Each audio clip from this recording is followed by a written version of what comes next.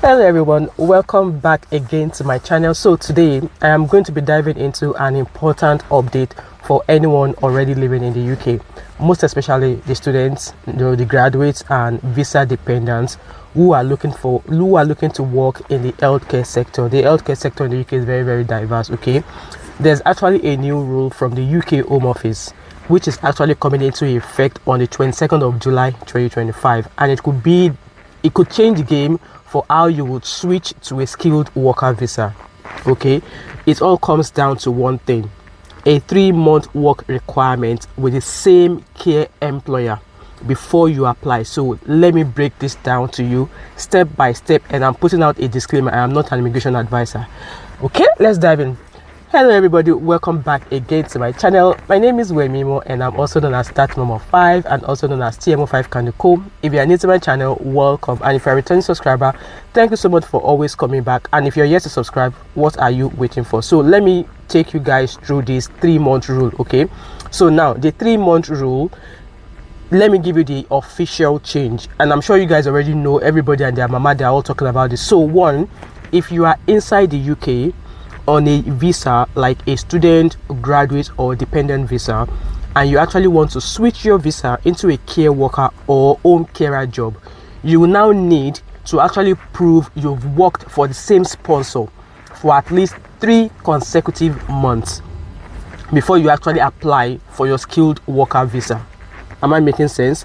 So this rule is part of the white paper. Okay, this rule is part of the government's latest statement of changes known as HC 997. HC 997. So no more skipping straight from a job offer to a visa.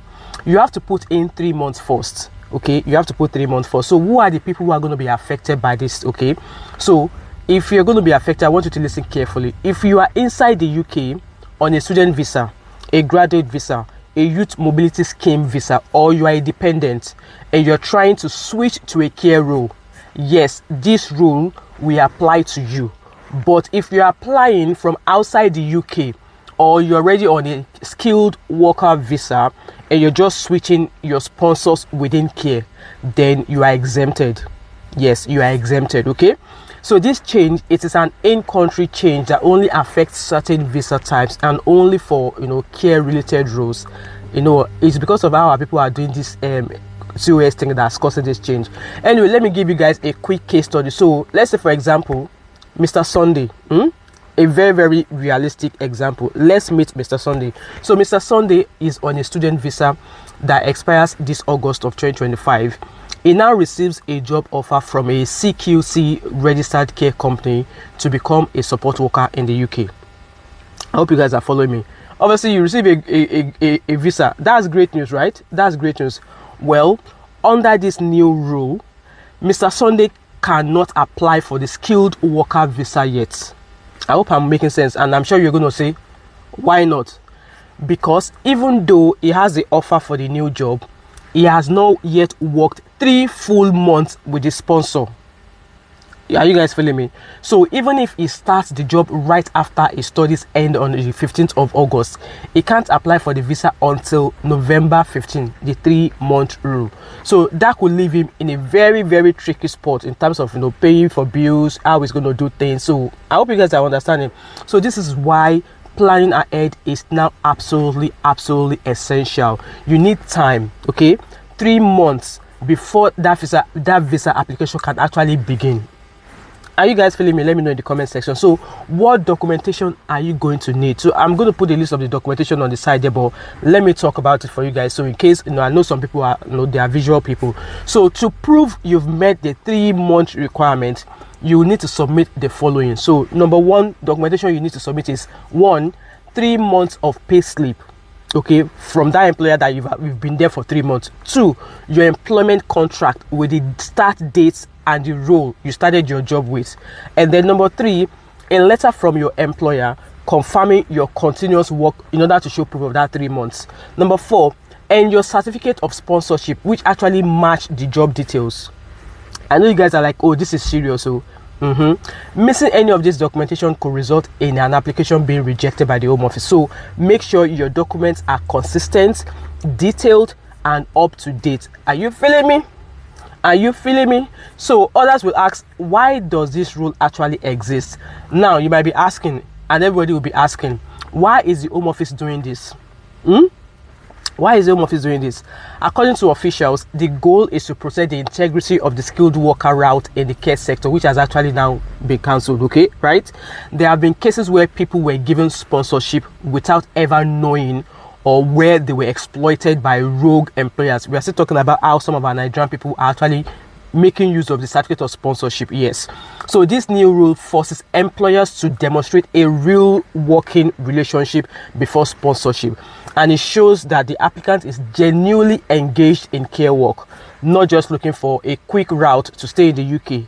Thank you to MDT Amiyu, who Bauji Benje. So while it creates more steps, it's also meant to build trust and transparency in the system, so that at least those of our Nigerian people that are selling certificate of sponsorship are Buju Mojembe. So strategy and tips for applicants. Okay, I'm encouraging you guys now. You need more time. Okay, so what can you do to get ahead of this change? If you fall into this category, here are a few tips I have for you. Okay, one, if you're still studying, okay, start working part-time with a care sponsor as soon as your visa allows. Okay, start working part-time. Okay, don't just sit down before you answer and say, it will be better when it's my turn. Number two, make sure the employer is a CQC registered and has a skilled worker sponsorship license. Don't let anybody use bad way for you. Number three, keep every payslip, contract and letter safely stored, digital and printed. And most importantly, don't let your current visa expire before you complete the 3-month period. Onugo, are you hearing me? And if you're not sure, talk to a qualified immigration advisor if you are unsure, or even go to your citizen advice bureau. Okay, every case is a little different, and one mistake could cost you your future in the UK. Guys, what do you make of this? This 3-month rule is a very, very big shift, but it's not the end of the road. Okay, if you plan ahead, work smart and follow the new guidelines, you can still build a meaningful career in the UK care sector. Like I said, the care sector is very, very massive, and you always find a way around. So guys, if you find this video helpful, give this video a like, subscribe to my channel, and share it with anyone you know who is navigating the UK visa system. And do not hesitate to join my membership, and I shall see you in another video. Until next time, stay informed and be prepared. Bye for now. All right, see you later.